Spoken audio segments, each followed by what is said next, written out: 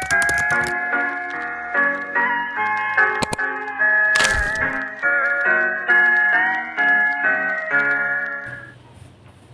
pagi, Bu.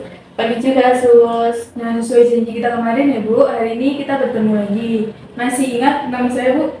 Masih Sus Alda kan? Iya, bagaimana perasaan Ibu hari ini? Perasaan saya lebih baik, walaupun kadang suara itu muncul, Sus. Seberapa sering Ibu mendengar suara itu sekarang? Masih ada, tapi tidak sesering sebelumnya. Baik, berapa lama suara itu muncul, Bu? Biasanya hanya sebentar, lalu hilang, Sus. Ya, dari mana suara itu terasa, Bu? Masih terasa dari dalam kepala, Sus. Seberapa keras suara itu muncul sekarang? Tidak terlalu keras seperti kemarin. Baik, apakah Ibu masih merasa suara itu nyata, Bu? Kadang terasa nyata, tapi saya mulai sadar itu tidak benar. Ya, apakah suara itu masih sering bersifat negatif, Bu?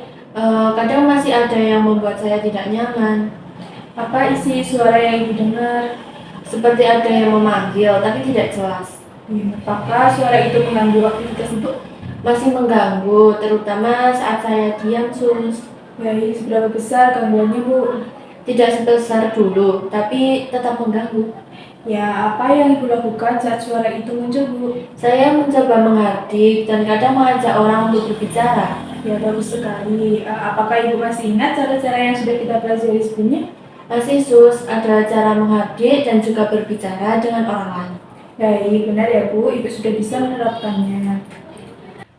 Hari ini kita akan belajar cara ketiga, yaitu mengontrol halusinasi dengan melakukan aktivitas sehari-hari. Bagaimana? Apakah Ibu bersedia? Saya bersedia, Sus, supaya tidak terus fokus pada suara itu. Baik, kita berbincang selama 15 menit ya, Bu? Iya, Sus. Nah, untuk tempatnya di sini saja ya. Iya.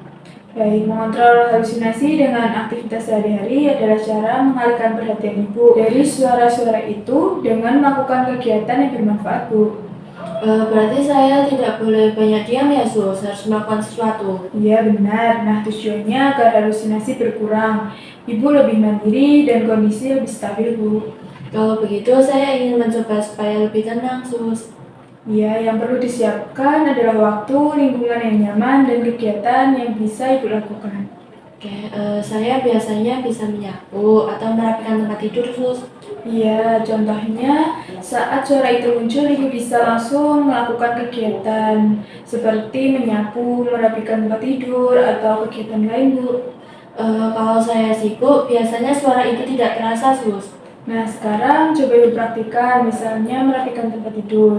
Nah, mari kita ke kamar Ibu untuk merapikan tempat tidur. Iya, Sus.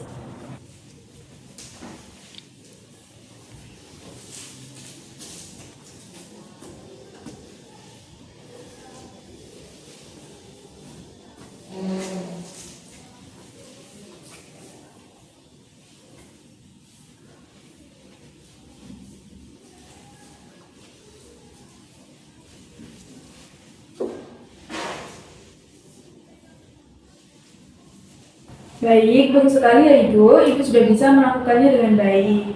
Bagaimana perasaan Ibu setelah melakukan aktivitas tadi? Saya merasa lebih ringan, Sus, dan tidak terlalu memikirkan suara itu juga. Ya, coba Ibu jelaskan kembali apa yang sudah kita pelajari hari ini. Kita belajar mengontrol halusinasi dengan melakukan aktivitas agar perhatian saya teralihkan. Baik, bagaimana cara melakukannya, Bu? Dengan melakukan kegiatan seperti merapikan tempat atau aktivitas lain saat suara itu muncul. Ya, jika suara itu muncul, Ibu bisa langsung melakukan aktivitas ya, Bu. Ya, Sus, saya akan mencoba mengisi waktu dengan kegiatan supaya tidak fokus pada suara. Ya, bagus. Lakukan secara rutin agar hasilnya maksimal, Bu. Ya, saya akan berusaha melakukannya setiap hari, ya, Sus. Baik, besok kita akan belajar cara keempat, yaitu minum obat secara teratur untuk membantu mengontrol halusinasi Ibu. Bagaimana menurut Ibu? Saya ingin belajar karena itu juga penting untuk kesehatan saya, Sus. Baik, kalau begitu besok kita bertemu pukul 9 selama 15 menit ya, Bu. Iya, Sus. Tempatnya di sini lagi ya, Bu. Iya. Baik, kalau begitu saya pamit terlebih dahulu. Terima kasih atas kerjasamanya. Selamat pagi. Pagi juga, Sus.